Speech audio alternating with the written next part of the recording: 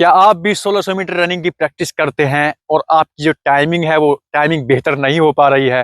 तो आज मैं आपको ऐसा वर्कआउट बताने जा रहा हूँ, टेक्निकल वर्कआउट, जिससे आपकी टाइमिंग, अगर आप 1 मंथ करते हैं तो आपकी टाइमिंग 4:50 या फिर 5 आराम से आ जाएगी। क्योंकि ये वर्कआउट टेक्निकल वर्कआउट है जो आपको हर कोई नहीं बताएगा। स्वागत है आपका हमारे यूट्यूब चैनल साकिब फिटनेस पर। तो चलते हैं, वीडियो में आगे बढ़ते हैं। मैं आपका दोस्त साकिब त्यागी। ये वर्कआउट अगर आप अपने शेड्यूल में ऐड करते हैं तो मैं आपको बताता हूं, मैं आपको लाइव दिखाता हूं जो आपको टेक्निकल वर्कआउट है। एक बच्चे ने किया है 1 वीक के लिए। हाँ भाई लड़के,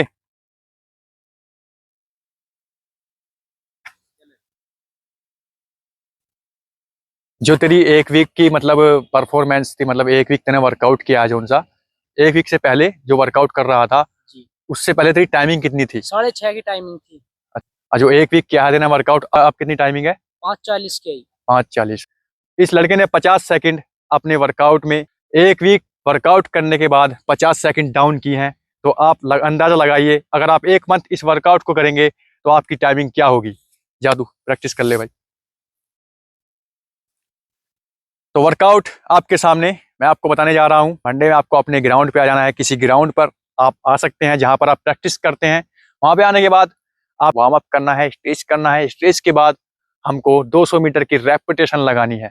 कितनी रेपिटेशन? 9 रेपिटेशन। उनमें आपकी टाइमिंग होगी 27 से 30 सेकंड, जिसमें आपकी रिकवरी होगी 3 मिनट। आपको फास्ट लगानी है। 9 रेपिटेशन लगाने के बाद आप सीधा कूल डाउन करने के बाद घर चले जाएं। और इवनिंग में आपको करना क्या है, इवनिंग में आपको ग्राउंड पे आना है। ग्राउंड पे आने के बाद 20 मिनट इजी रनिंग करनी है। इजी रनिंग करने के बाद आपको स्ट्रेचिंग एक्सरसाइज, कोर वगैरह, आपको ये करके घर चले जाना है।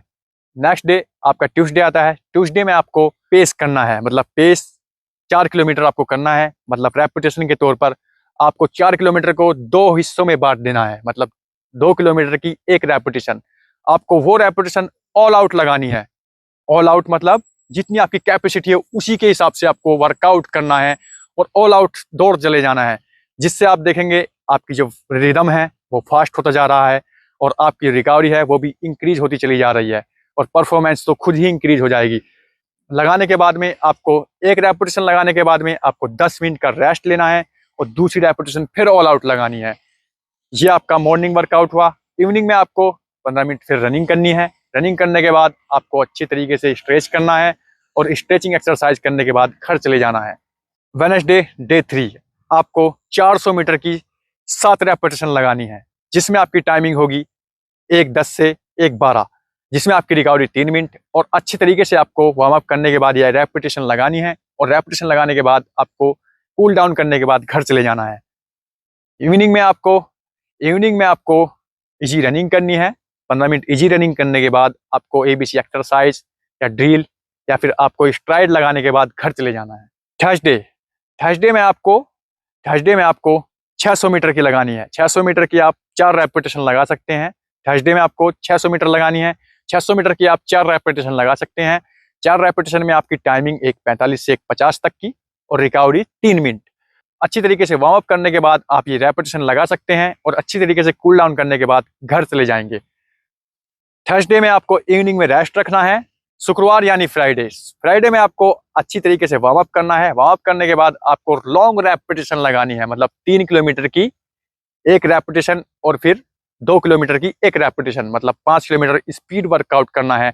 अच्छे तरीके से वार्म अप करने के बाद आपको 5 किलोमीटर स्पीड वर्कआउट करना है, जिसमें आप 3 किलोमीटर की रेपिटेशन लगा सकते हैं। 3 किलोमीटर में आपकी टाइमिंग, मतलब ऑल आउट लगा सकते हैं उसको।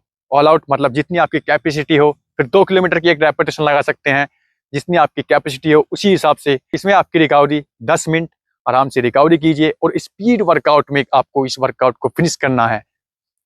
शाम में मतलब इवनिंग में आपको फिर 15 मिनट रनिंग करनी है। रनिंग करने के बाद एबीसी एक्सरसाइज और आप 5 स्ट्राइड लगाने के बाद घर चले जाएं।